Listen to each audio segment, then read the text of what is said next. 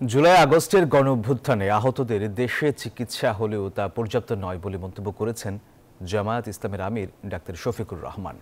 শনিবার পল্টনের একটি হোটেলে ঢাকা মহানগরী দক্ষিণ জামায়াতের উদ্যোগে জুলাই আগস্ট গণঅভ্যুত্থানে আহত ও পঙ্গুত্ব বরণকারীদের নিয়ে স্মৃতিচারণ অনুষ্ঠানে এই মন্তব্য করেন তিনি।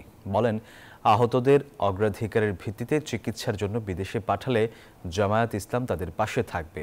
স্মৃতিচারণ অনুষ্ঠানে আহতরা অন্তর্বর্তীকালীন সরকারের কাছে স্বৈরাচার শেখ হাসিনার বিচারের দাবি করেন।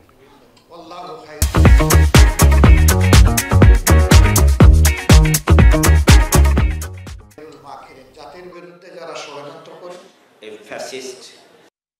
আমার জানা মতো দেশে কিছু চিকিৎসা দিলে ওইটা পর্যাপ্ত নয় এবং বিদেশের ব্যাপারে এখনো বড় কিছু সরকার করতে পারে। আমরা মূল দিক থেকেই আমাদের অগ্রাধিকার দুটো ছিল, প্রথমে শহীদ পরিবার, এরপরে আহত ভাই। দলের কতজন শহীদ হয়েছে বলেছেন, আমরা কিচ্ছু বলবো না। আমরা শুধু বলবো যে মেহরবানি করে কেউ দলের ভিত্তিতে আমাদের শহীদদেরকে ভাগ করবেন না।